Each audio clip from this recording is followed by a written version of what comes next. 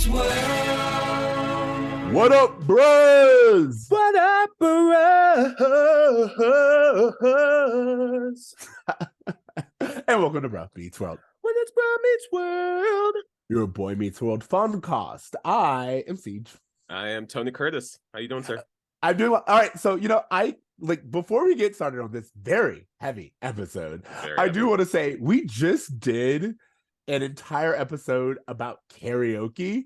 And we didn't even ask each other what our favorite karaoke songs are. I was like, that was a missed opportunity. So I wanted to bring that back a little bit and just be like, T, what is your go-to karaoke song? It depends on how confident I'm feeling in my singing abilities. Okay. I love doing a Bruno Mars because I can do the splits and it's a crowd pleaser. Of course you do. I don't know why I didn't think you would do Bruno Mars. But if my voice is shot from drinking too much, it's Ice Ice Baby because I can rap and I know the dance moves. And again, it's a crowd pleaser, but I don't have to sing.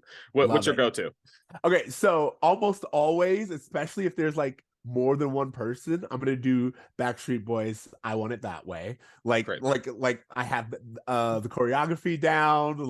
That's like my performance one. Mm-hmm. If it's just me, I go between Nelly's "Ride With Me," which I know beat for beat and is always a crowd pleaser, or Aerosmith's "Don't Want to Miss a Thing." What a great karaoke song! But those notes, you're not even trying to hit those notes properly. You're just trying to be Steven Tyler. Sure, you do that. You hold the mic and then you give it to the crowd for them to sing the high notes. Yeah, absolutely. Yeah. All right. Well, you know what? We have a guest on this episode that I would love to introduce, so we can find out her very favorite karaoke song. Yeah, you may know her from her YouTube channel where she mainly talks about her favorite kid shows and movies, from either nostalgia or to give praise to something new. Either way, we would love to welcome Caitlyn McKillop. Heyo. That's Hi. Hi.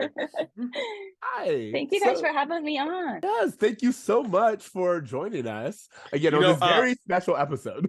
Before we dive in, I just want to quickly, I said this before we started recording, but I saw Caitlyn's video that she made about Cory and Topanga, and it literally, like, as I was watching it, I was like, I need to have her on the podcast. Like, she broke down their relationship from a perspective that, I thought was completely in line with the things that we've talked about in their the history of their relationship, but she did it with such a knowledge of the series that I was just like, oh, she knows her shit, let's bring her on. So I'm super excited to have you on. Thank you so much. Yeah, that video was a lot of fun to do. I've wanted to do that for a really long time, but as you guys know, very long series, and so wrapping my head around okay, we're gonna talk about all of it was a lot, but it was a lot of fun for sure. Before we get too far, can you tell our listeners what's your history with Boy Meets World? My history. So I am a bit younger, so I'm 24, so I wasn't around when the show was airing.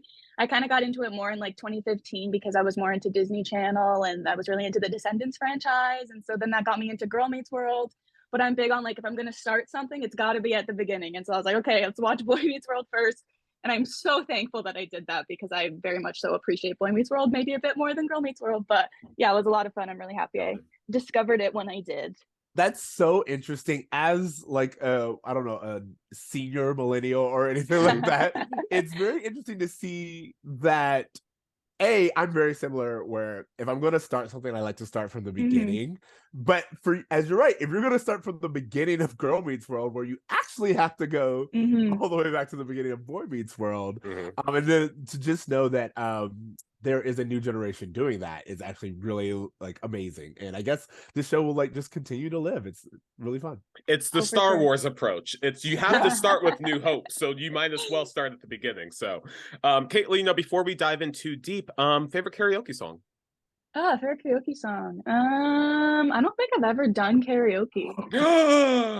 Okay. I think there was one time when my dad had a karaoke birthday party, and I believe my friends and I sang Round and Round by Selena Gomez. And honestly, I feel like that's a great choice. So I'd say that's that a good one. 100%. Selena Gomez is a really, she's within your range vocally. Oh, Like, for sure. Yeah. Yeah. Yo, can I just throw this out there real fast in terms of karaoke? Because we have a lot of new listeners. I don't know who has the connection, but I need someone to make this happen. If you're listening and you work at Disney, I want to know why neither Disneyland or Disney World has a Disney-based karaoke bar where you can go and just sing Disney songs. Like, there's It's right there. a large library of material to choose from.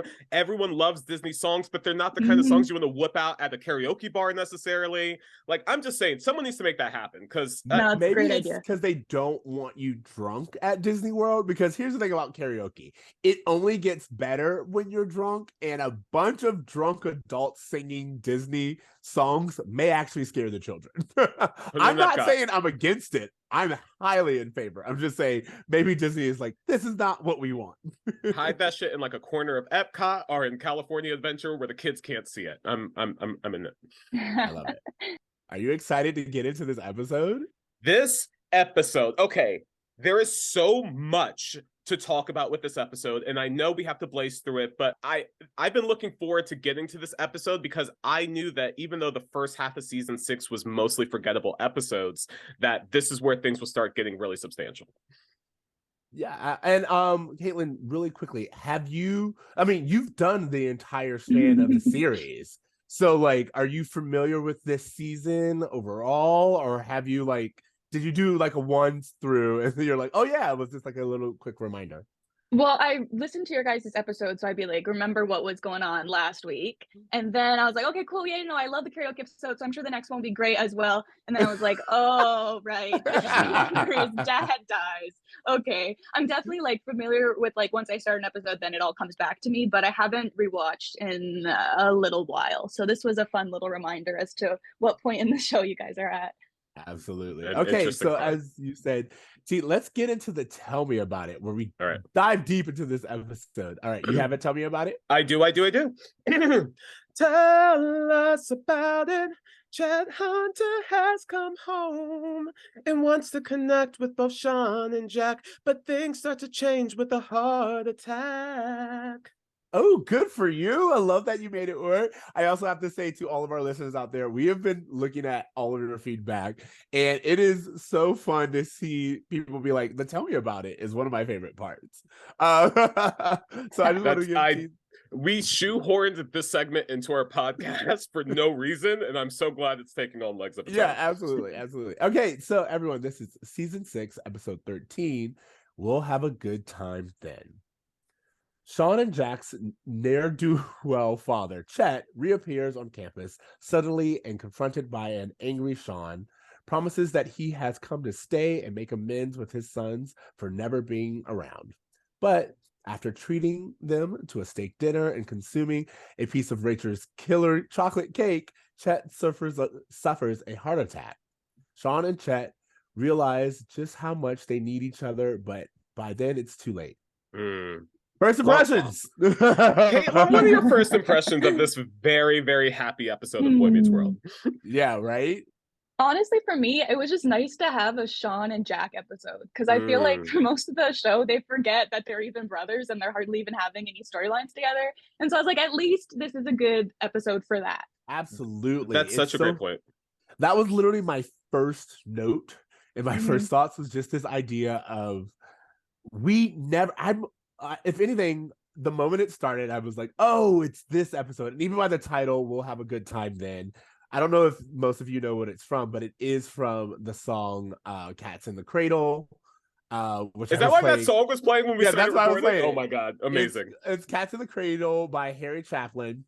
And basically the whole song itself is about a father and son who just the timing was never right. The dad was too busy for the son when he was younger, and then now that the father is older, he wants to make time for his son, but his son is like, yo, I'm busy. So it's like it made sense the moment I saw the name of the title. But when I watched this, I was like, I'm so upset we only get Jack and Shawn in this way when it's a very special episode.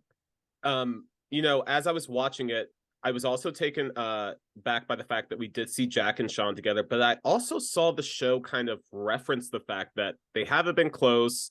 There's, even Cory says, why don't we all hang out together all the time? Like, there's all of these kind of self-reflections of how the relationship has kind of broken. But what I love is that, you know, throughout the time that we've been watching season 5 and season 6, we're like, oh, they're not mentioning this, they're not mentioning that, but they kind of recon it all in this episode, because we were like, why isn't Jack trying to get a hold of his dad? And then we find out, oh, Chet's been on the road.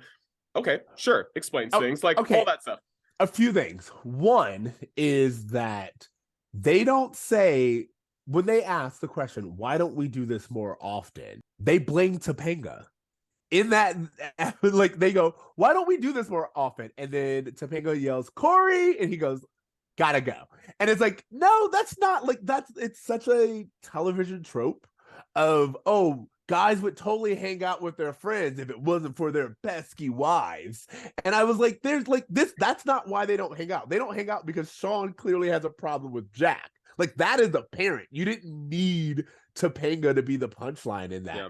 And so I saw it, I wanted to acknowledge, because it just made me angry. Yeah, and I do feel like they tried to like sandwich in as many like kind of comedic beats as possible to kind of balance out this very heavy episode. But to your point, like Topanga's not the reason they don't hang out. If anything, Cory's the person who prioritizes Topanga over his friends continuously, which is the reason why they're not hanging out. It has very little to do with Topanga. Caitlin, what do you think about Shawn at this point in time in the series? Because Shawn is kind of like trying to find himself, I'll say. Yeah, I mean, I've never really thought about it, to be honest. I really would love to do a deeper dive into Shawn and Angela, to be specific, because a lot of the feedback on my video was like, yeah, you should talk about Shawn and Angela instead, because they're the healthier couple. But I feel like I always enjoyed them because they were kind of like that relief from Cory and Topanga. But for Shawn specifically, I feel like, I don't know, maybe he was a bit of a lost soul at this point in time.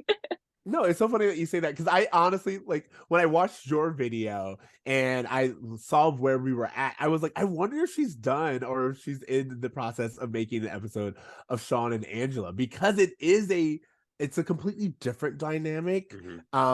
And they have their on again, off again for different reasons. But part of the reasons is what we get in this episode, which is Shawn really trying to identify what is it in him that pushes people away. And to your point, I'm just sorry, Caitlin, for your point about him being a lost soul, you know, he kind of starts the episode with the same lamenting that he ended the last episode with, which is, there's something wrong with me. Cory, there's something wrong with me. Like, I don't know what it is. And then enters Chet, and Shawn goes, that's what it is.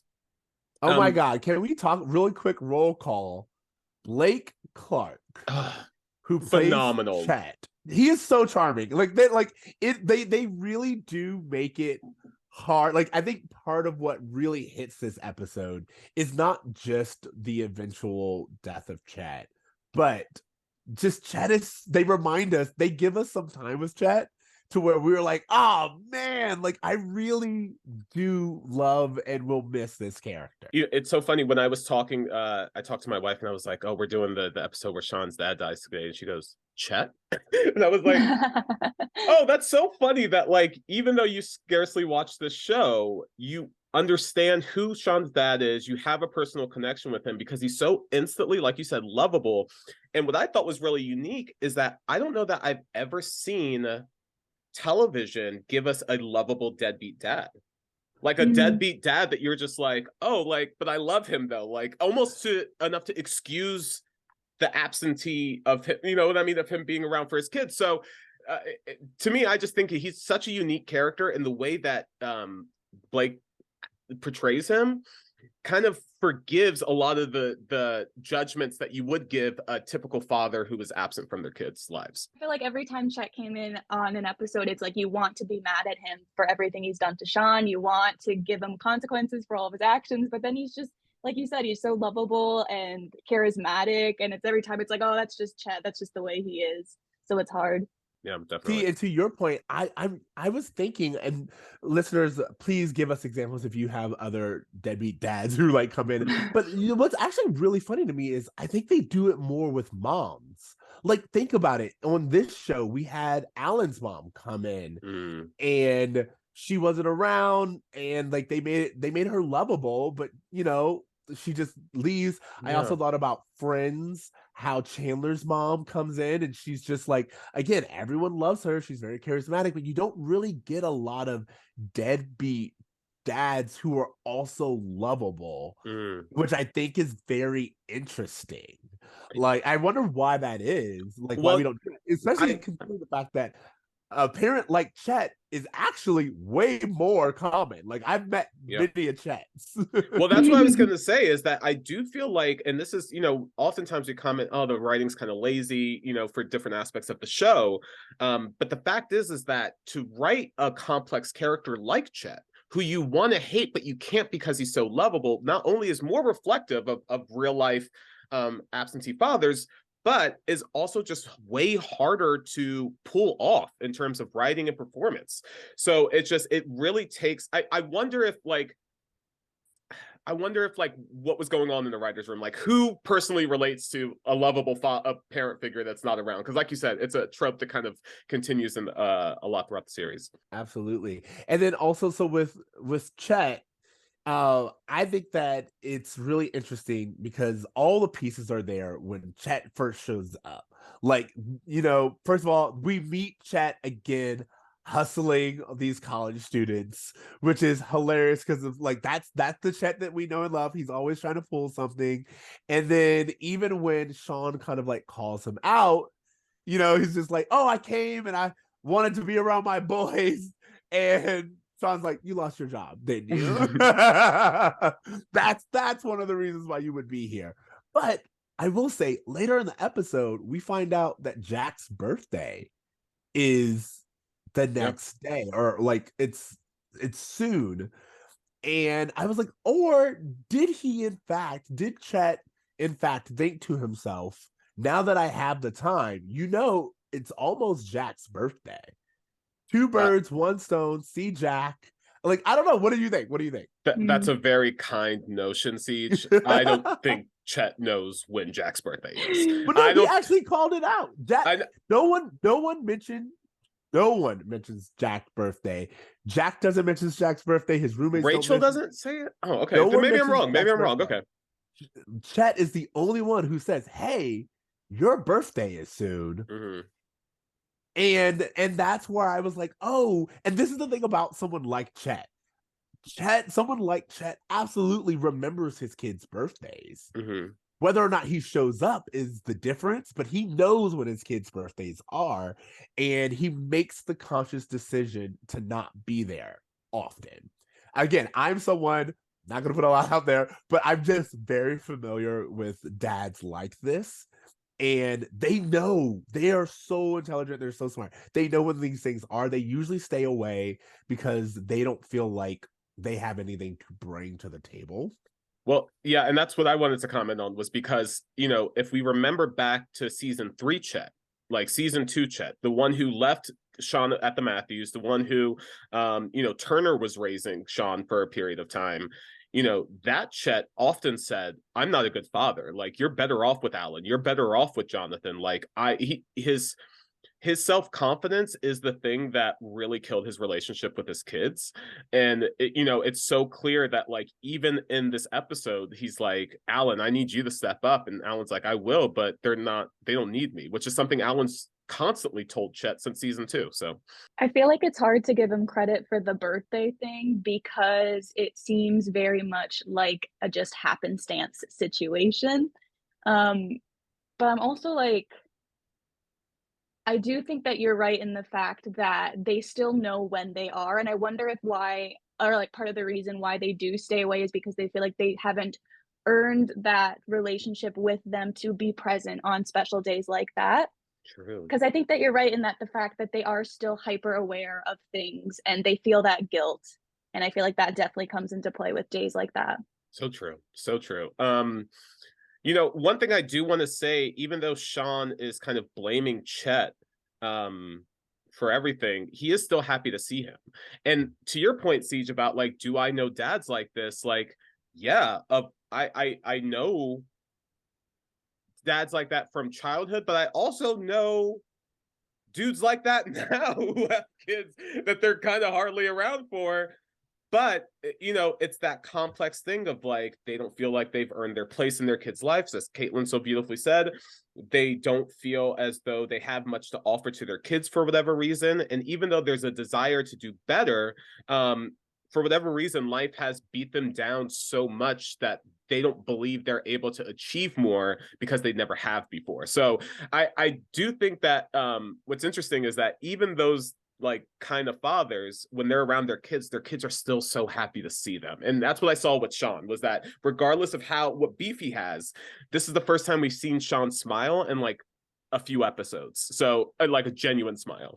I will say it's love hate. And all right, so I'm not gonna name names, but I grew up with a friend's father who was exactly like this, would come and go. We didn't always know where he was, but when he was in, you were like, oh my god, he's so the life of the party, hilarious, fun loving type of individual. And you know, his children always were really happy to like be around him and see him, but they also knew that it was a matter of time. They also knew that like, when's the other shoe going to drop? So it's like, it's not like just carefree. It's this kind of like joy, this weighted joy. It's like, okay, I'm having fun now, but something else is gonna happen. Which again, you can see with Shawn. Like Shawn is like, which is like, I'm gonna be here. He's like, you know, like that's what he said. And you know, when you have someone like Jack who didn't grow up with Chet, so didn't get to,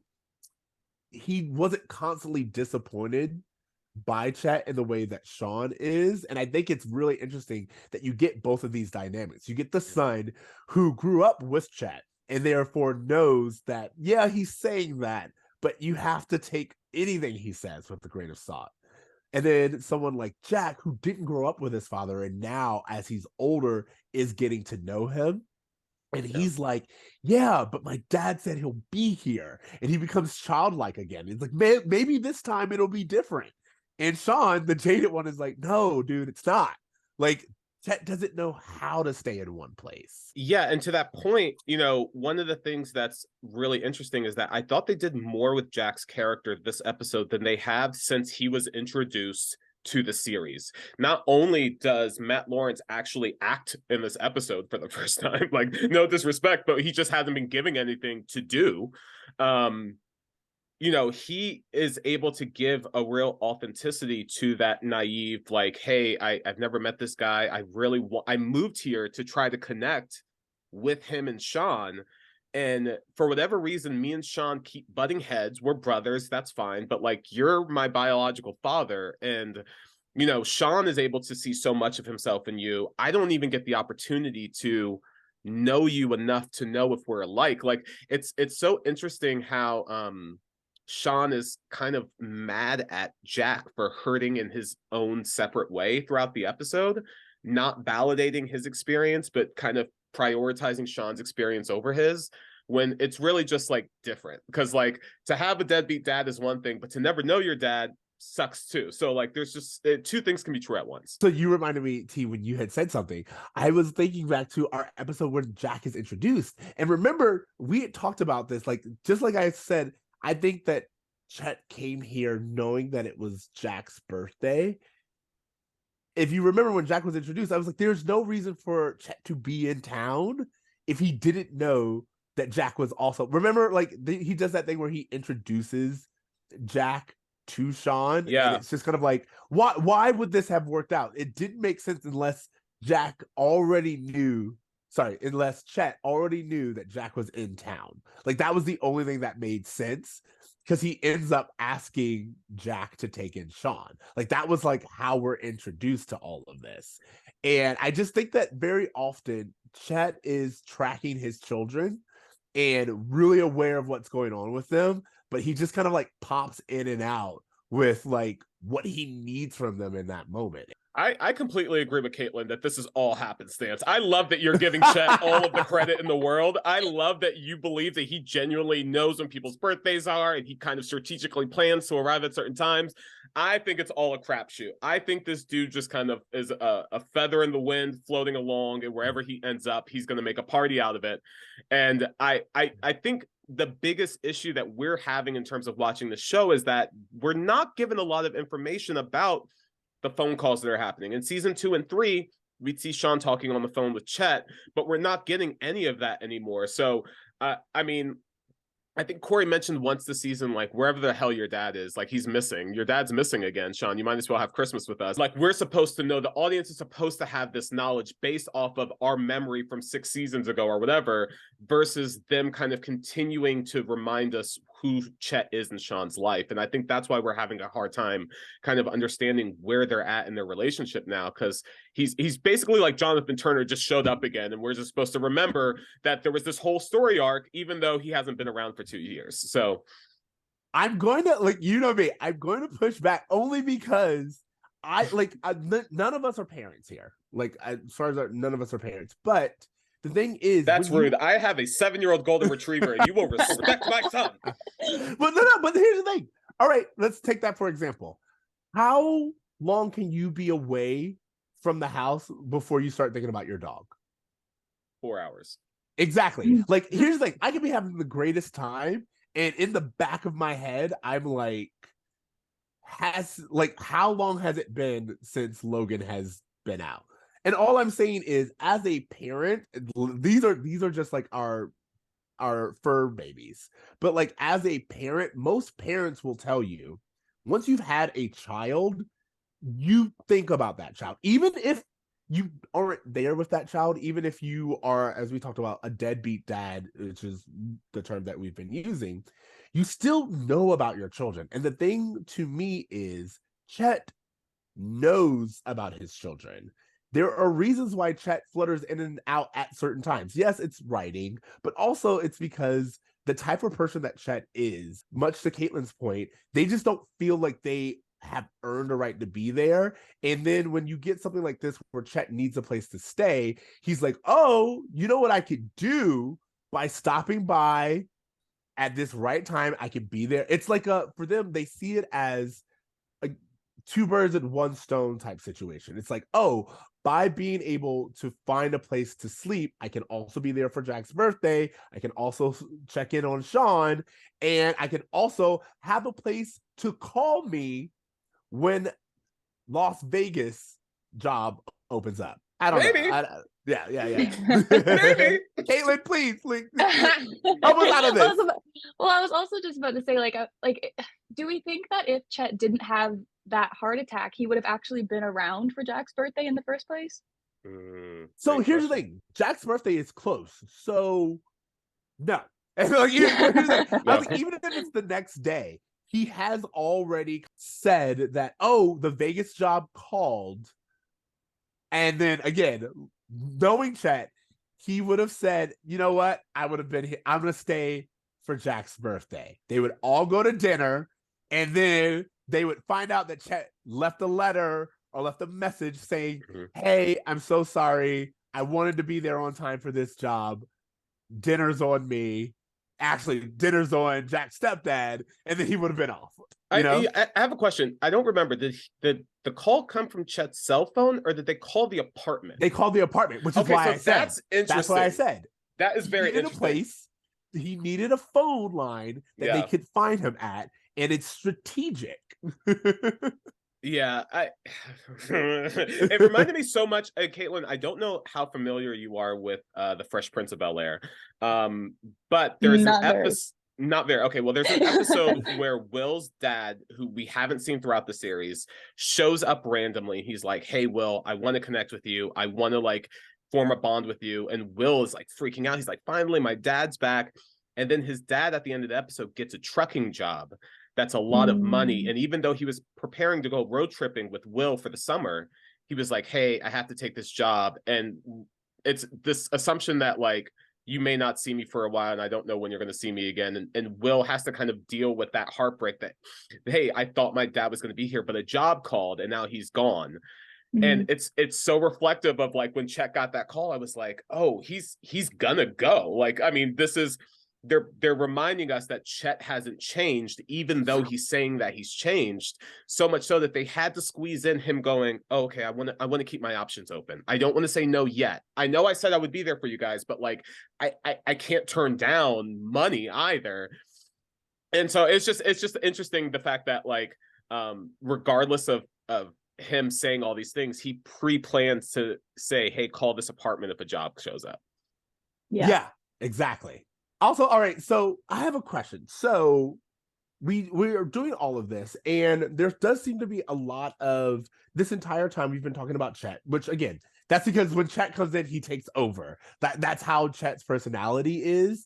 But there is a lot that we're getting with the dynamics between the three hunters.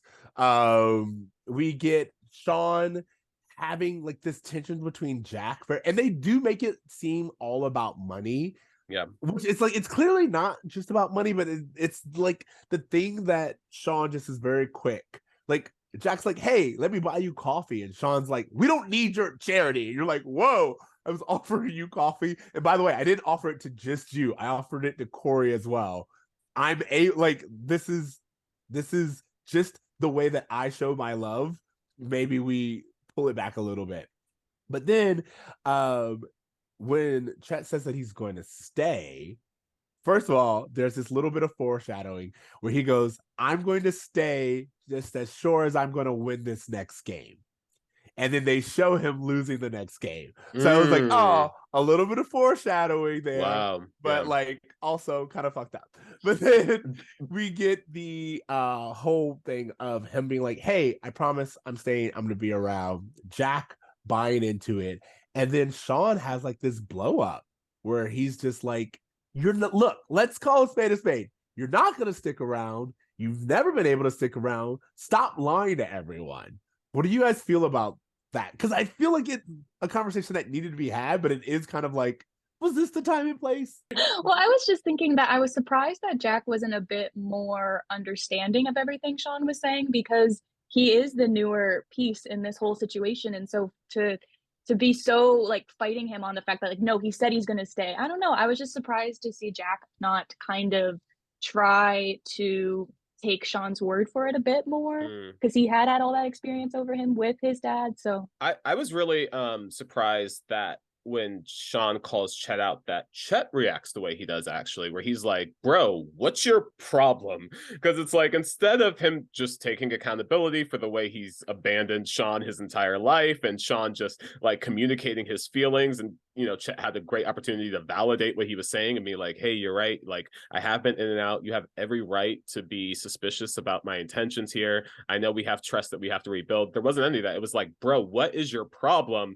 And then later on, when Rachel's like, I think my cake gave you a heart attack, he's like, no, it was Shawn's yelling that gave me a heart attack. And I'm like, bro, take accountability for something. Clearly you eating meat and spuds every Thursday for 60 years led you to have a heart attack. It wasn't your son yelling. They literally showed him go to a steak dinner, and then Chet be like, man, I love steak. It's just like, it is this thing of being like, oh no, years of eating red meat and living the lifestyle that you did is more likely the situation.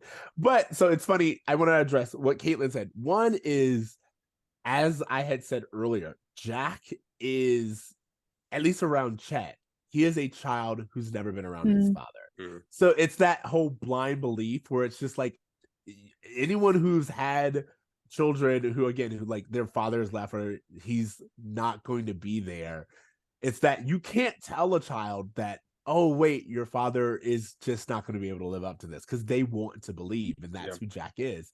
Like anyone could have been like, Chet could have been like, I'm not coming back, and Jack would have been like, oh no, maybe. You know, it's that hope. It's that you want your father to be there. And then to TC's point, you were like, why didn't Chet take accountability? If Chet was the type of person who took accountability, we wouldn't be in this situation. Sure. So again, as someone who's like really aware of these types of fathers, his reaction to Shawn completely makes sense, because it's like, hey, I'm the good time guy.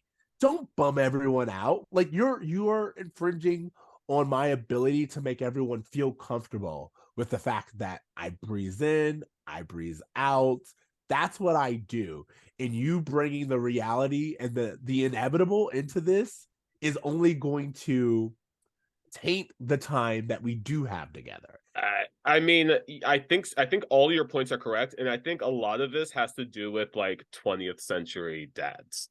Like, we're talking about a generation of men who were told that feelings made them gay, that therapy was for crazy people, that, you know, they needed to man up to get through everything, and with that comes no room for emotional intelligence to grow. So, you know, I think that all the points you're making are accurate, and I think that the reason why this trope of absentee father is so kind of common is because of all these larger systematic issues where men weren't getting the resources they need to process their mental trauma in a way that was healthy.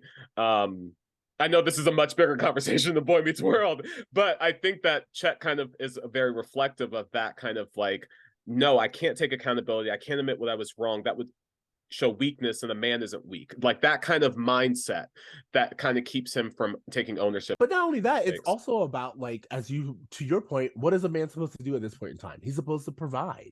And Chet is constantly leaving and chasing jobs. He's constantly trying to be able to provide, and when he's not able to provide is when he's not there. When he was there, janitor dad, it was when he had a job. Yeah. When like he usually left, it was to find Berna. It was to find the other person who was supposed to be the caretaker. You know, it's like he's always on the road trying to get some kind of opportunity. And that's what Chet is. He's this guy who's like, oh, if I can't provide, I'm not worthy of being a father. I'm not worthy of sticking around. Yeah, no, I feel like it's hard. I don't have much experience with this in the real life. I guess I'm lucky that my dad was around.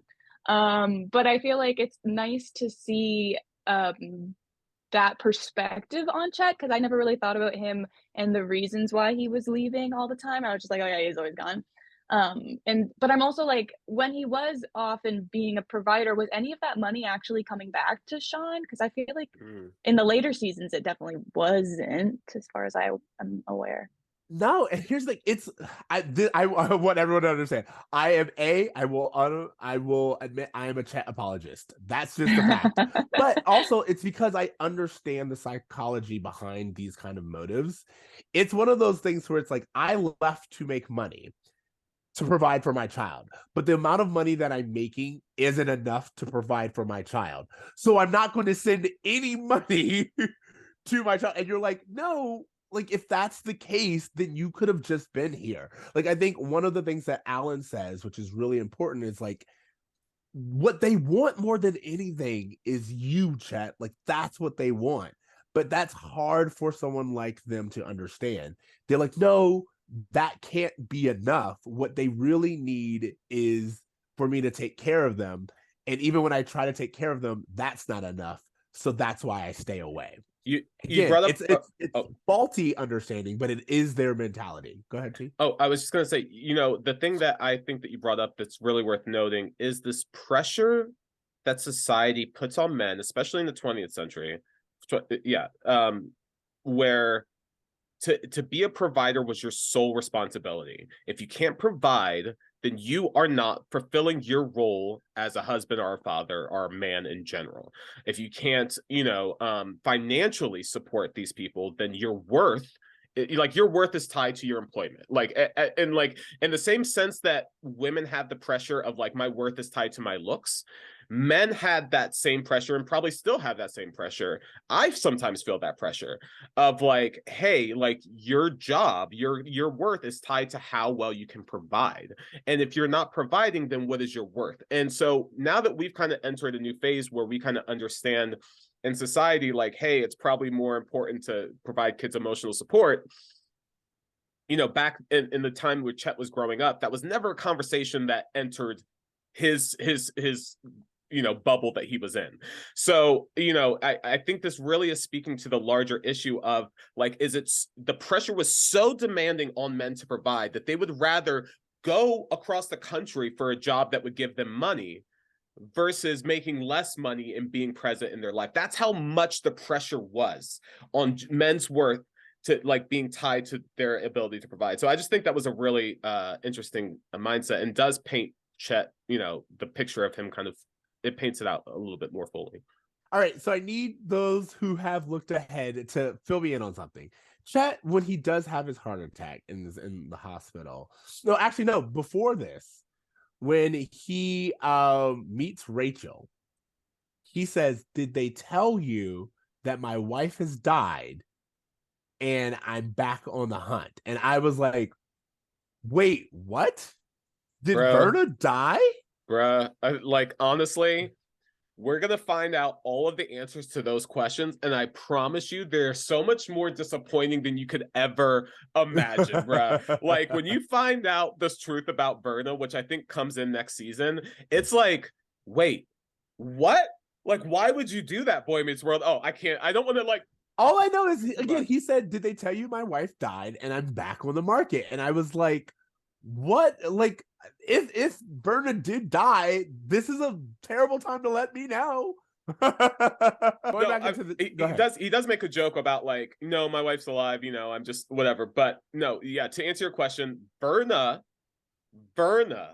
is alive. Okay. That's very... I didn't say telling. Shawn's mother was alive. I said Verna was alive. I didn't mention anything about Shawn's mother. I said Chet's wife. So now you're spoiling some things. I'm so sorry. No. But also, all right, to that fact, very similarly, going back to like this whole dynamic and this whole like cake scene, as we'll call it. When Eric shows up, Eric goes, "Oh, Chet, when are you leaving?" And again, I think what's really funny with like the other characters, just this episode, is you get to see everyone's history with Chet. Which again is like not a good sign. The moment Chet gets a heart attack in the episode, you're like, "Oh, that's not good."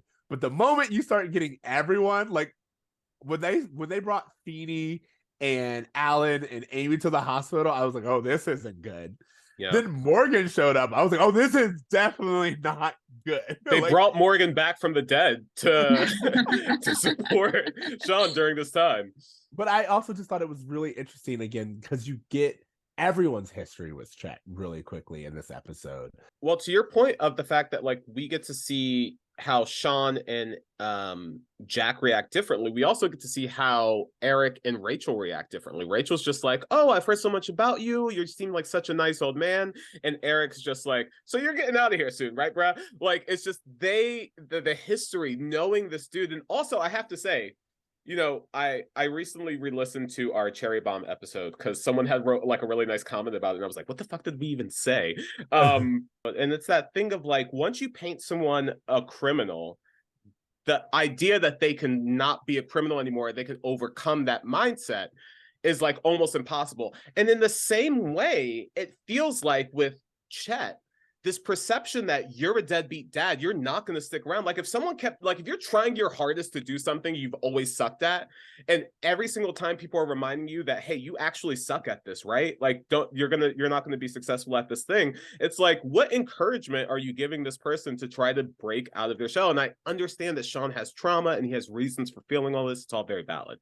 But from Chet's perspective, like, he's not really given the opportunity to even try to do better fully because Shawn is so resistant to it. Oh, that's because he's already proven to Shawn. And again, it's like, I at no point in time am I blaming Shawn for this, because Shawn is a teenager. Shawn is a child. He is trying to both understand himself and why he is this way. And what he sees very clearly is that he can't make connections because his original connections never stayed. Shawn doesn't know how to let things grow because his original relationships, i.e. his mother and his father, they never stuck around. So he literally doesn't know how to keep others around or how to allow himself to let others be around. It is really hard. If you've ever moved around a lot as a child and then you meet a partner who like wants to move in and all this other stuff, it's kind of hard to have someone around all the time when you were used to being alone all the time. It's just a different psychology. And you're like, why is this person always here? Or what are they doing? And everyone else is like, that's normal. That's what normal people would do.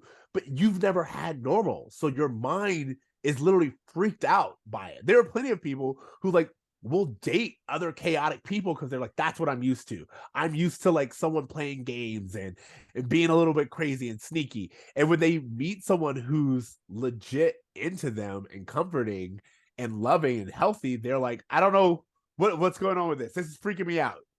Yeah. And that's kind of like what Shawn's dealing with. He really is understanding, oh, wait, part of the reason why I am who I am is because of the root of how me and Chet, what our dynamic is. Caitlin, one of the things I really want to ask you about is because we randomly cut to a scene of Cory and Topanga. And Cory and Topanga are planning their wedding. Now, I know we mentioned this earlier, but Caitlin did this video where she kind of chronicalized the entire relationship of Cory and Topanga. And, you know, in this episode, we see their virginity thing start to pop up. I just wanted to get your thoughts on what their whole, like, they seem kind of shoehorned into this episode, but I wanted to see what you thought about that.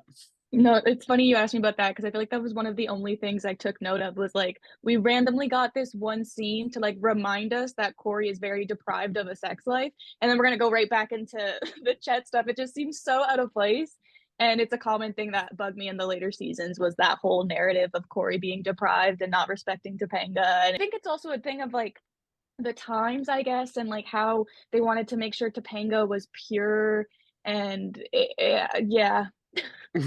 yeah. No, it's such a good point. It is. When that scene happened, I was like, why this? Why now? Like, you're planning a wedding. There's so many things that they could have been talking about. There's so many other like disagreements or fun stuff that they could have said that still would have been in Cory and Topanga's wheelhouse. But the fact that, again, there's so much emphasis put on the wedding night and Cory, as you said, being deprived as if he is being tortured in some way, shape, or form that we should all feel sympathy towards, because this poor boy is what, 19, 20 and still hasn't had sex yet. He says something like, Topanga's like, Cory, why are you so obsessed with sex? And he goes, because I don't get any. And then there's like an audience applause break randomly. Like the audience is like, yeah, like give this guy some sex. Give the boy some sex. What do you expect? Like it's wild that there was like a tiny applause break there, and I was just like, oh, so people are just on board for supporting that she owes him sex. Okay. And I also kind of feel it was probably a studio note. They probably saw the episode and they were like, hey, this is really dark. Can we add something else to balance it? Because like it really has no point in this episode specifically. Absolutely. I feel like for me it was more of like a little bit of a reminder that Cory and Topanga are getting engaged, like getting that thread in there, but then also instead of them just showing up at the hospital, like giving Cory, Topanga, and Angela like a little scene of like, where were you when you heard the news type situation, you know, especially since they weren't at the apartment having some of Rachel's cake. The death cake, you know? Yeah. Exactly. So hey, you know, one thing, I'm just sorry, while we're back at the hospital, I just want to point this out, because, you know, you mentioned how Shawn was getting really aggressive with Jack because, hey, like, you're paying for everything. It's making me uncomfortable. We don't need your charity. This we don't need your charity mindset is something that is part of Shawn's character from season 1. And I, you know, re-listening to Pod Meets World when they did their Christmas episode, I was like, oh, that first Santa Little Helper episode where Cory tries to give Shawn the basketball and he's like, hey, I don't want your charity. This is something he's so conscious of, he's so sensitive of. It is almost like a trigger for him in his mind to feel like someone is giving him charity. And I, you know, obviously like Shawn has his own traumas or whatever, but I think him growing up in a trailer home, him growing up in a family that didn't have resources or was financially stable really affected him to such a degree. And we only get little like glimpses of it, but in this episode it came out a lot. And to your point, like, you know, we were introduced to Jack last season, and for the first half of season 5 they're trying to get along, they keep butting heads, and Shawn is constantly feeling inadequate around Jack because of his family's wealth.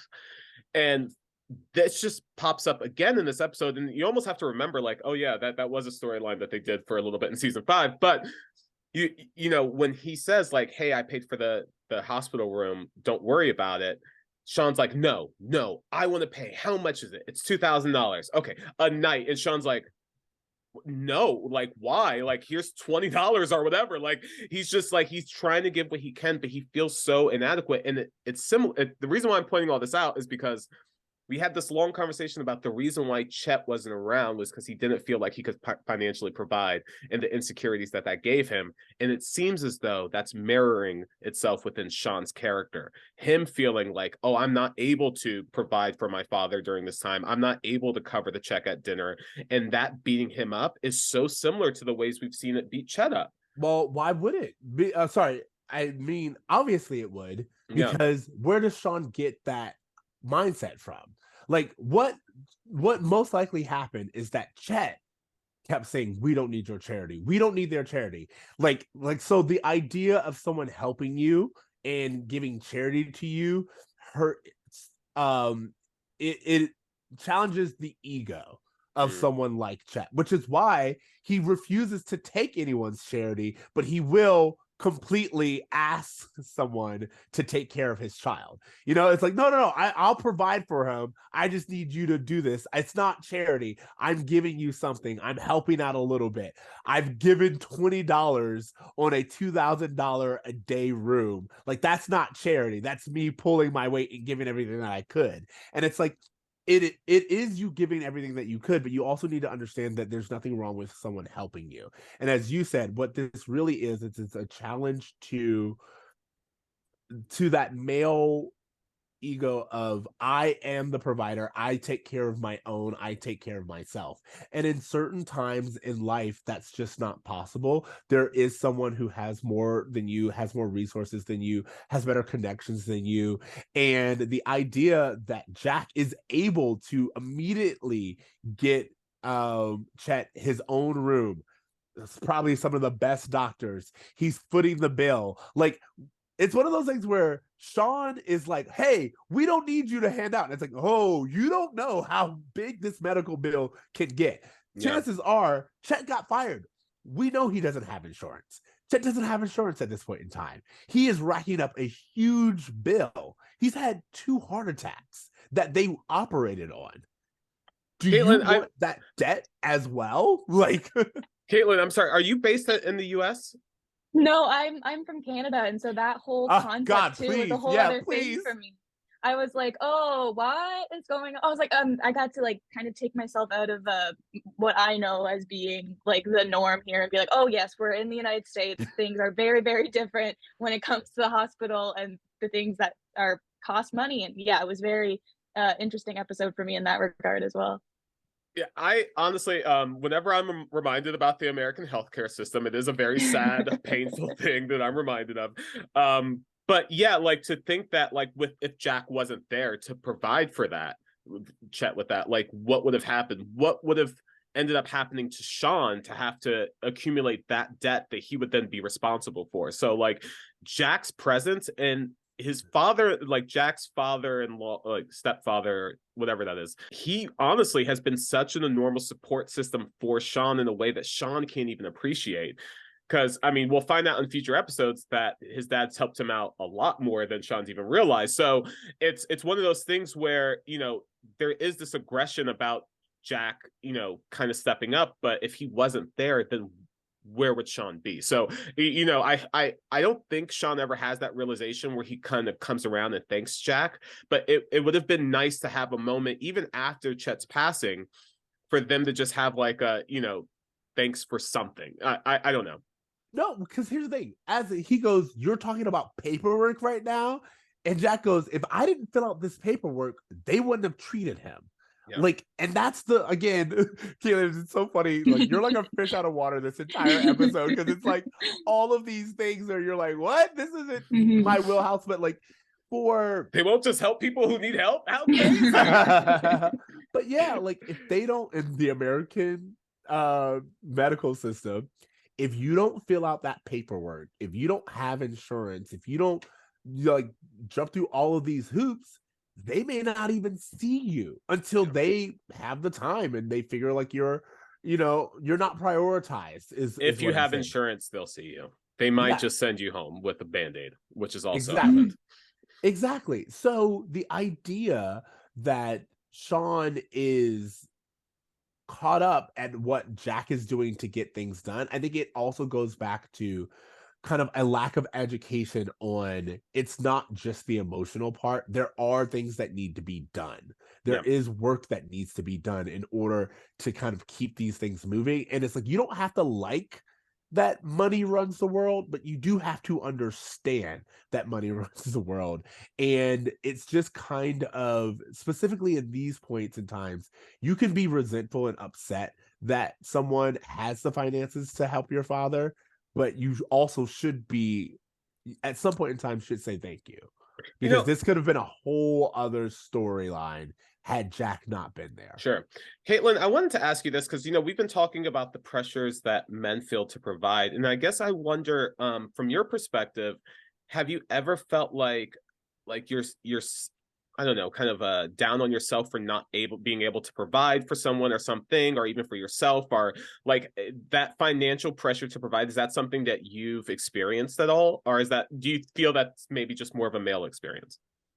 I think for me, I mean, this could be because I'm self-employed with the YouTube thing, but I definitely, for me, it's more so like I need to make sure that my content does well, or else I will have to go and get like a boring desk job sort of thing. Like I can't Sure. keep like living this dream of like just talking about whatever shows and movies I want every week. And so I'm not too sure if that's like, I guess that is kind of the same thing, providing for myself, doing what makes me happy versus Sure. what I feel like will be the opposite. So yeah, for sure. I think it goes both ways. Yeah, definitely. That's interesting because you point out like, hey, like, I need to produce content. Like it's almost as creators, I can kind of identify with this because it feels like, we need to produce content to get our value as creators. In the same way that like Chet feels like I need to financially provide as internet creators, if we're not making something out of nothing, we don't get anything from it. So it's interesting to kind of see how the millennium has changed that dynamic and kind of, almost like made it something that we can all participate in, this pressure of, needing to kind of create something out of nothing in order to get food on our plate. So yeah, that's an interesting perspective. So Kayla, you had said earlier that you watched this episode. You said with your boyfriend.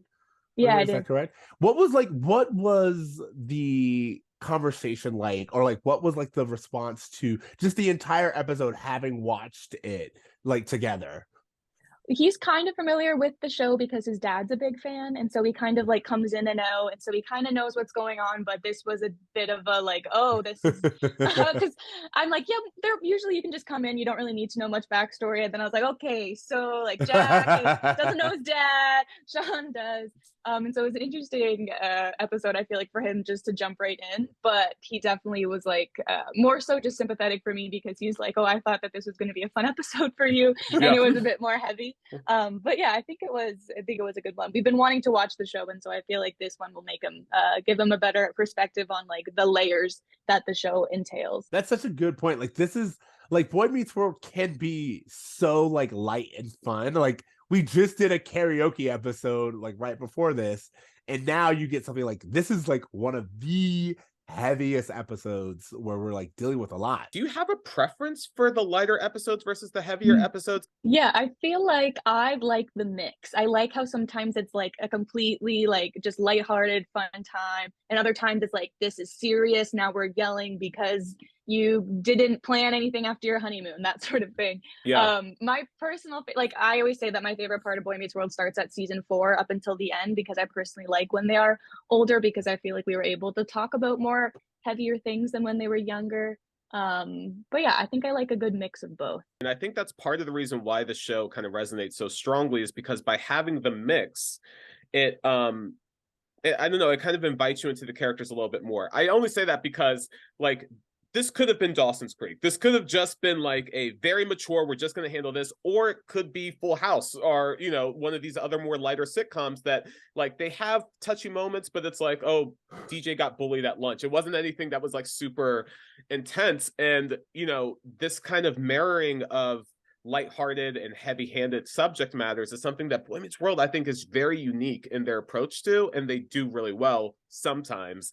And I thought, I just wanted to see how you felt, because this is such a dark episode compared to some of the other ones that the show is better known for. It almost feels like as if they've layered so many heavy topics in this one.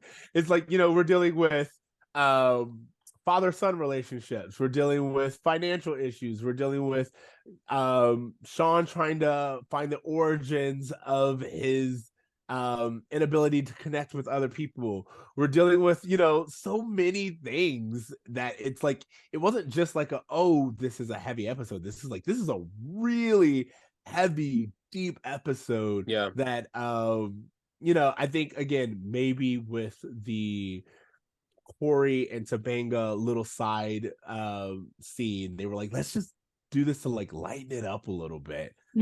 So yeah. Okay, so Shawn's dad dies. Yeah. Yeah. You know, okay, so Ceej, I know you're kind of watching this in sequence.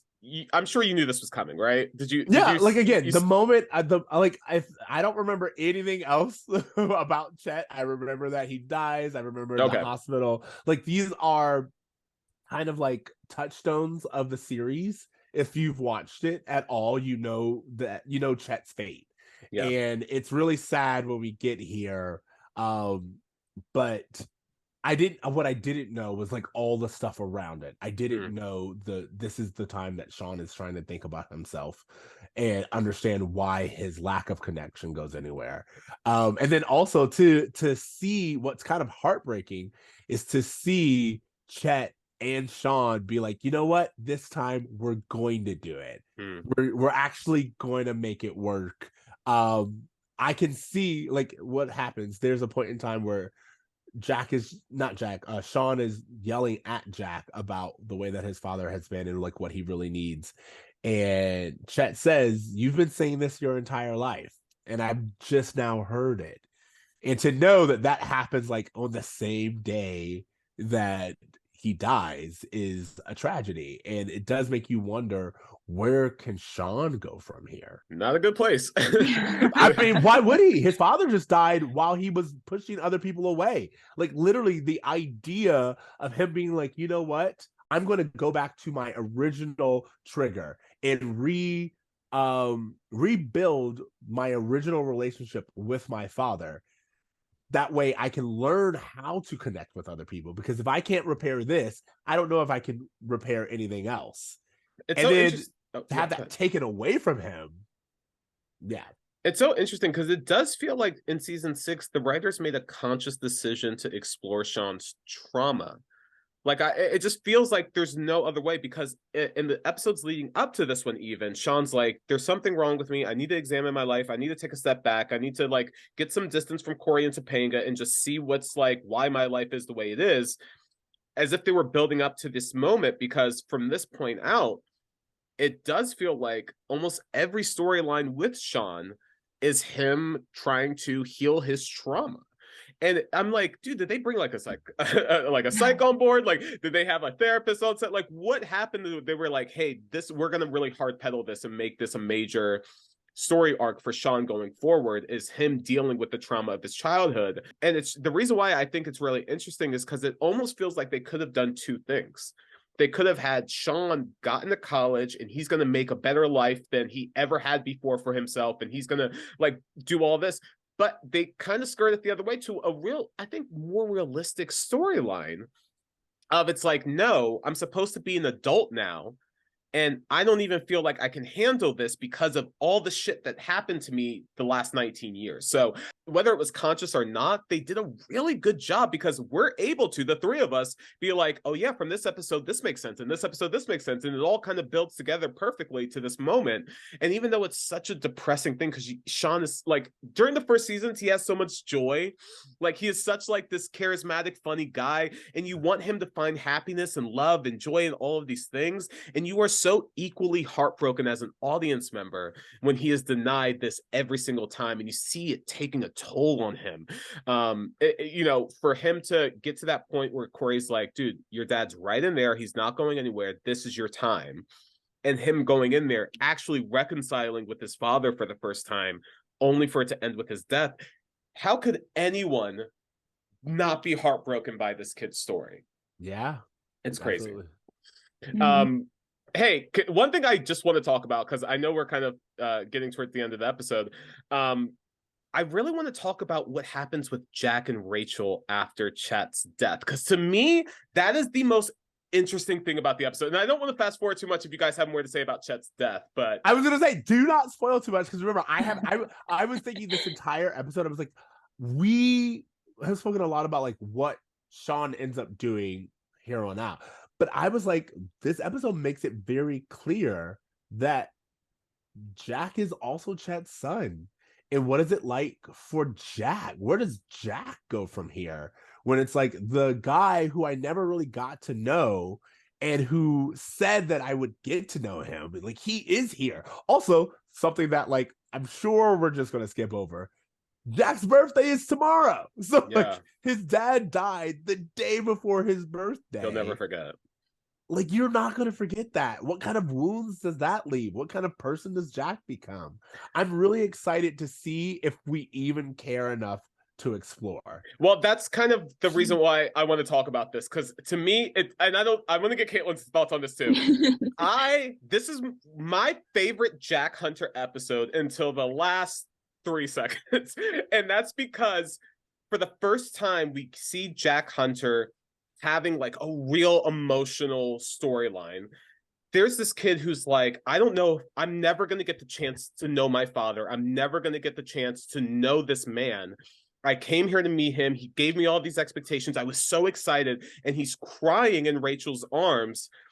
And instead of just focusing on the fact that he prioritized Shawn's grief over his, and it's finally catching up to him. And, you know, this should be a point where he should get the chance to express himself freely. It randomly pivots into forced romance again, Boy Meets World. Where is this? When did this happen? Has this happened yet? Oh, just you wait. It's not here yet.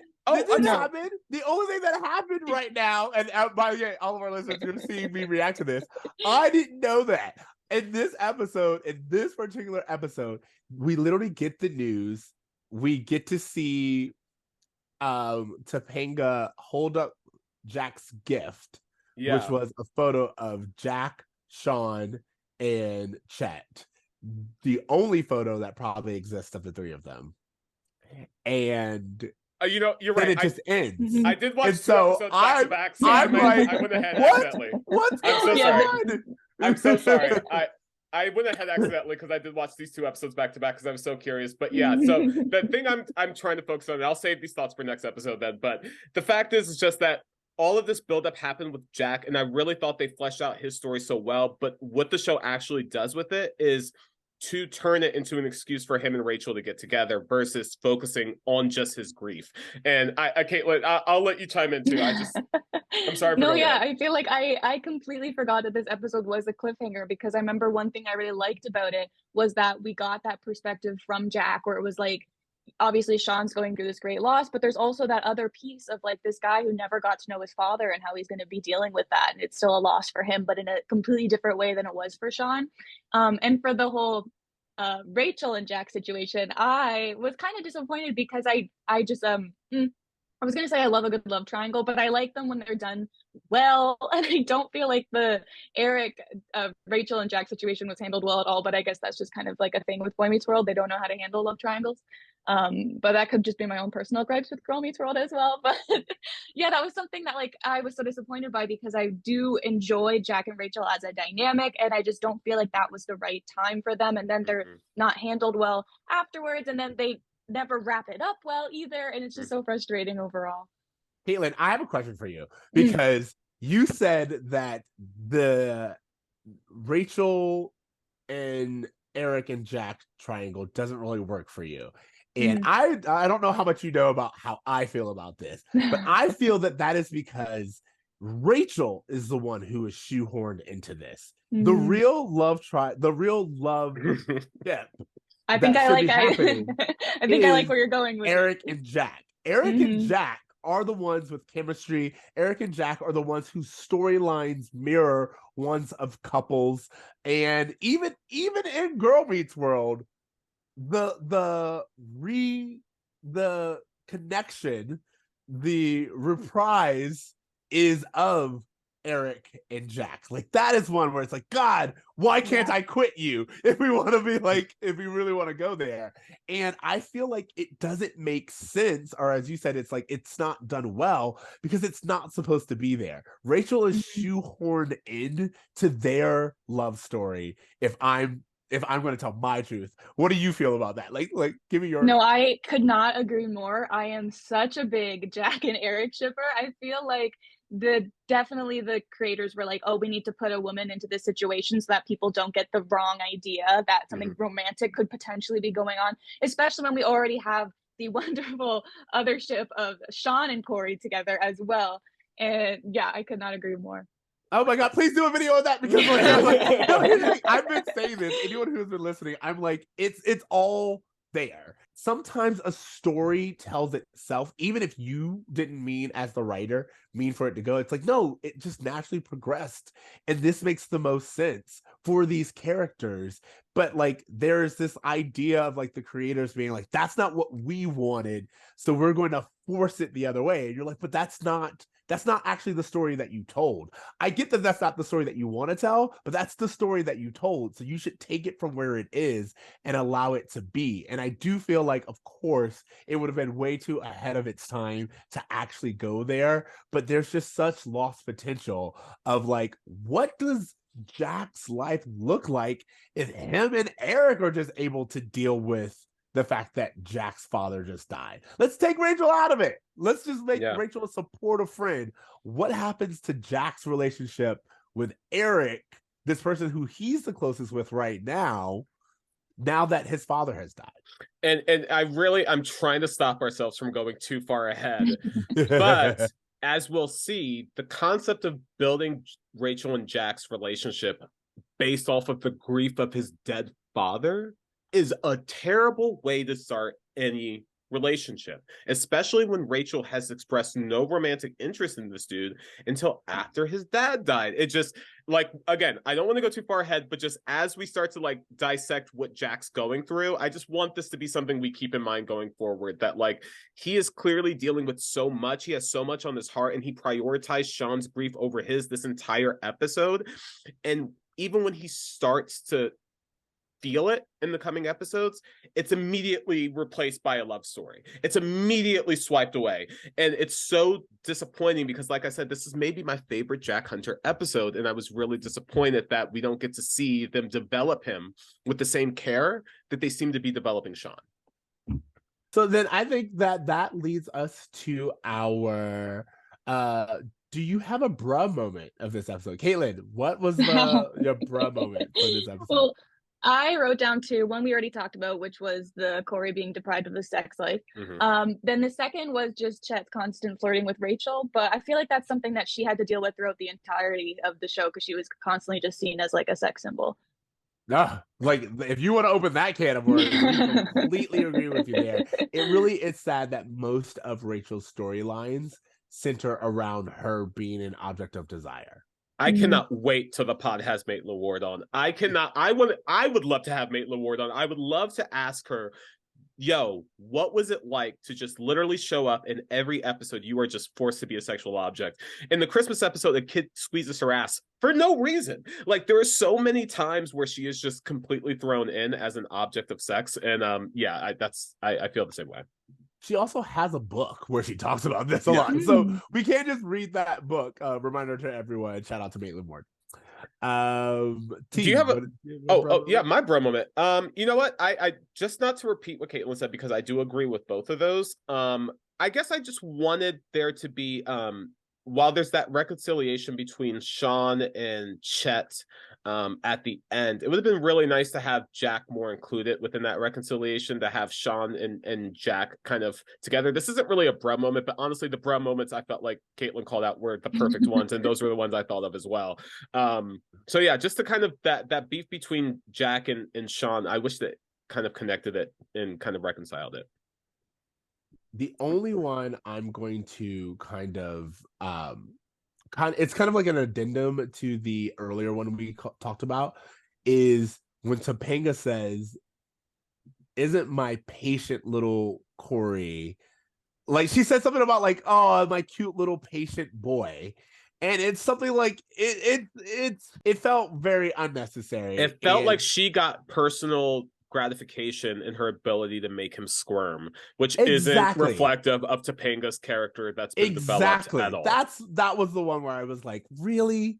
This is what we're doing? It's very clearly 90s written by a bunch of guys who are just like, women be holding out, ha ha ha. They do it to control men, and you're like, really? Or maybe they don't want to sleep with someone who sees sex as like this ultimate prize. I don't know. You know what's interesting? I was listening to Pod Meets World again. We're going to reference this a bunch. Sorry, where they talked about how over seasons 1 and season 2, they completely stripped Topanga's character of all of her hippie qualities. Yep. And Will and Danielle were kind of talking about how like they gave you a season to develop this character in this way, only for them to drop it. And Danielle was almost kind of personally responsible for developing the Topanga character from that point out, and finding out like who was the core of this character. And it's just interesting that like we all noticed that she was one person at the start of the series, and she seems so worlds apart from that person now. And people grow, people change, people evolve, but it's kind of unsatisfying when we're not given reasons for why her character is changing and evolving so drastically from her starting point. Absolutely. We do have the Valentine's Day episode though, where they do talk about that a little bit. I don't think you've gotten there yet. We haven't. Oh no, it's coming up. It's coming up. I know exactly what you're talking about. It's coming up. Yeah. And I also have to say, was not satisfied with their reasonings in that episode. Yeah, no, I feel like they didn't. They were just like, oh, hey, remember when Topanga was kind of like a hippie child? Let's talk about that. But they didn't actually give us any sort of explanation as to anything. No. Lots to look forward to, listeners, because we're getting all these kind of like clips. I'm loving it. Caitlin, do you have a Feeny lesson? What would you think is? Oh, I did write something down. I think I said, like the concept of like making the most with the time that you have with people when they are there. I feel like that was maybe it. No, I completely agree. T, cool. Do you have? Yeah, my Feeny lesson is really just the fact that like you never know how long you got. Mm-hmm. Yeah, absolutely. I think both of you pretty much get. I think there really is no other lesson of this episode to take away from than to just like appreciate people while they're here. Yeah. You know, and repair relationships while you can. All that other stuff. What grade are you guys giving this episode? I gave it a B, but like to be fair, I was like, I haven't been ranking or giving grades to any of these episodes, so I'm like solid B. No, that's good. Like, and go with your gut. Listen to your heart. Yeah, I'm confident. You know what? We've gotten so much. How can I eloquently say this? Bullshit. In season 6, that for me, that this is actually a very substantial episode. I don't feel like, with the exception of the Cory Topanga shoe-in, which again I think was a studio note, I don't feel like they wasted a lot of time. I feel like there's really not a B storyline. It's all kind of focused on Chet and his boys. And you know, in terms of a send-off for this character that we all have a deep love and appreciation for, you know, I can't imagine Chet going in any other way than he did in this episode. So I'm gonna give it like an A-, because as much as I love it, I do feel like Cory Topanga shit just wasn't necessary at all, and there could have been more emotional development with Jack's storyline. So yeah, I'm gonna give it a B+ for like pretty much the same reasons. Like for me, this was like a good episode that could have been better. We bring so much in, and I kind of feel like it would have been worked better as like a 2-parter. Like I feel like we could have spread some things out. We could have given Jack a little bit more to deal with. And even like Chet's ending, it feels almost just abrupt, you know. So I really would have liked a little bit more time fleshing this out a little bit more, and like giving both sons equal weight with their time with like this journey with their father. So but all that said, as we all know, I don't think I can rate a Chet episode lower than a B. Like I just don't think I can do it. So B+ is where I'm at. Well, Ceej, you'll be happy to know that the events of this episode definitely are covered over the next few episodes. Are they covered well? We'll find out. I remember them shoehorning a girl group into an episode for no reason. There's a lot of random shit that happens. So I'm excited for us to get into it. All right. Okay, then Caitlin, homework. We're at our homework part. Please let our listeners know what do you want them to be checking out? Well, I mean, we've been talking a lot about my Cory and Topanga video, so if that does sound interesting to anybody, I feel like I don't want to toot my own horn, but I would highly recommend checking that one out. Absolutely toot your horn. Toot your horn. That was a lot of work. Yeah, it was so much work. And can you please just give our listeners like a summary of what that episode is even about, the video that you made? Because I thought it was so brilliantly done. Yeah, for sure. I have a series on my channel where I'm really into ships. That's just like a very big passion of mine. And so I was like, I'm just going to break down some of my favorite ships and just go from start to finish and see if like they are as wholesome and great as I remember. And so obviously Cory and Topanga is a difficult one because, as anyone knows, they went through a lot of conflict throughout the course of their storyline. And so the video is about an hour long, but it's basically, I go from season 1, episode 1 up until the finale, covering everything. I don't talk about Girl Meets World because Girl Meets World doesn't even talk about them really. Yeah. And so yeah, that's that video. Next week, I'm actually doing another kind of Boy Meets World, but it's more Girl Meets World related, about the love triangle between Riley, Maya, and Lucas. And so if anyone wants to check out my channel as well for that, that'll be coming up. Is Sabrina Carpenter on your shirt, on your hoodie? She is. Amazing. I definitely want to hear your thoughts on that, because I've actually watched Girl Meets World, so I have my own thoughts about like that love triangle. But you did such a good job when you did, like, you made me realize how many times they were on again, off again. How many times they broke up? Yeah. Before they even got engaged. It's insanity. You know what, you guys talking, dude, we might have to watch Girl Meets World. I've never watched it. Like, honestly, like I watched like 3 episodes and I was like, oh, this isn't the show that I grew up loving. This is in no relation connected to Boy Meets World, other than the characters are here. So I don't know if it's worth the watch, like if you're coming from a deep love and appreciation of Boy Meets World, but it feels like almost like a thing I have to. Yeah, I was going to ask if you guys were planning on continuing with the spinoff or not, because it is such a different show. We haven't decided quite yet, but I will say that like I've watched it, and I feel like there are traces of Boy Meets World there, but you also realize we're working with a different Disney Channel. We're working with a different studio. They have different priorities, and like especially the stuff with Augie, sometimes I'm just like, this just is not what we needed right now. So yeah. You know what, I think probably if nothing else, maybe like watching a season and doing an episode, or watching like the whole series and then just doing a recap of that series might be something we do. Because I am very curious to find out how it goes. Yeah, all right, for sure. Check out Caitlin's channel. I highly recommend it. I as soon as I saw the video, I sent it to Ceej, and I was just like, we have to talk to her. Absolutely. All right, T, what's her homework? Mine is, you know, I saw Pinocchio on Netflix. Guillermo del Toro's Pinocchio. It is a beautifully animated film. I have to say, like, I saw that Disney was doing their live action Pinocchio, and I made a personal vow to myself that I'm never going to see another Disney live action movie. That's just me. So I didn't watch it, and then when it got horrible reviews, I was like, duh, they've sucked at all of them.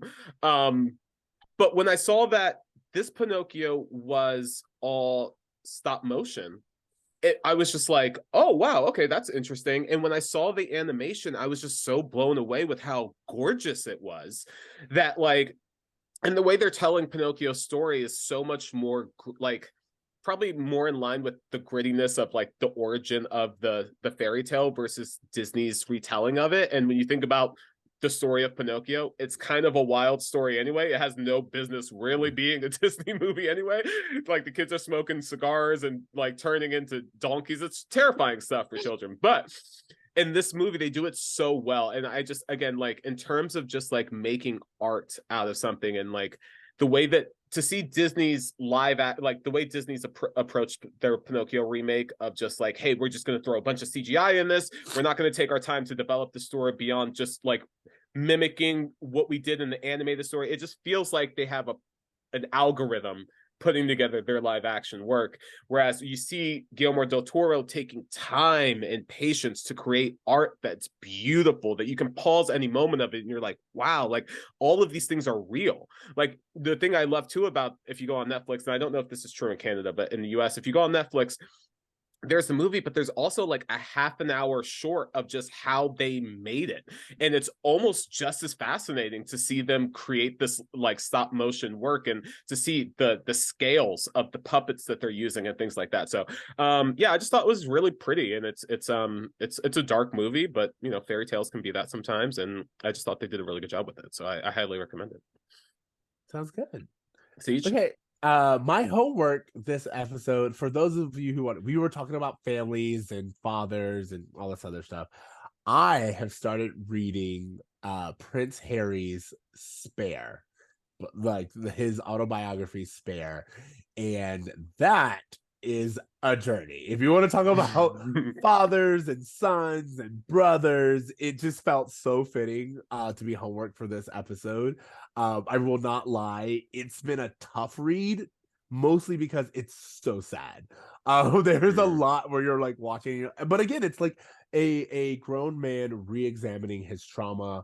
I personally, I'm like, you don't have to be pro the royal family to have sympathy for a prince, but like it is interesting to watch him tell his story his way, to see how much the media has just been like this constant narrative in his life, to see him tell his relationships with his father and his brother, both who were heirs to the crown, and him not being that, and what that does to a person's life and identity and all this other stuff. So again, for this particular episode where we were talking about all of those things, the book Spare by Prince Harry just felt very fitting, and I really encourage everyone to like read it, form your own opinions, but also just be very yeah, again, like get your own opinion, because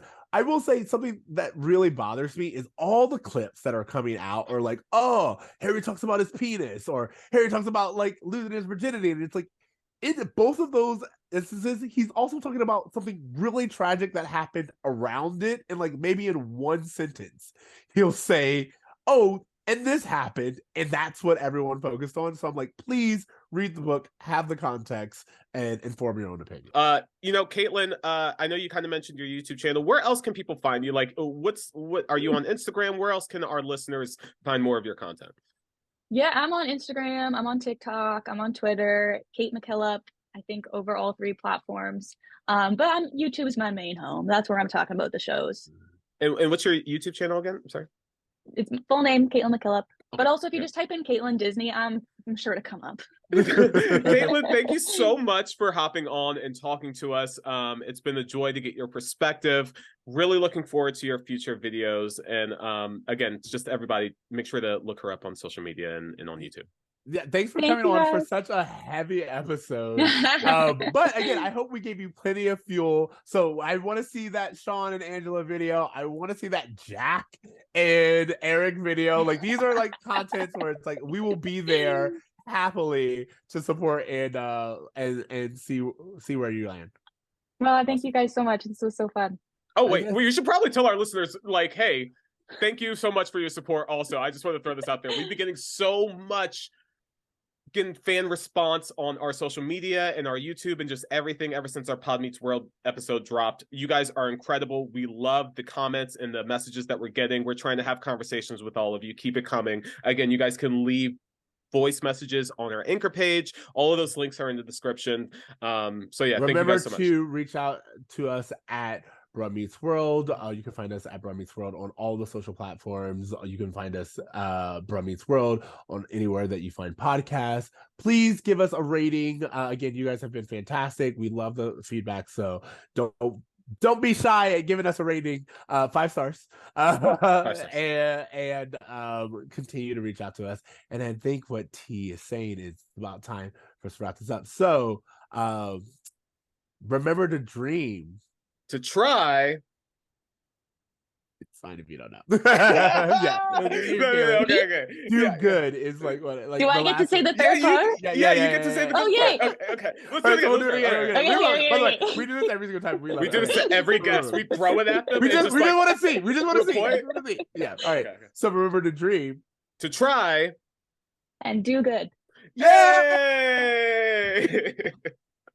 Later, bruh. When this boy meets world.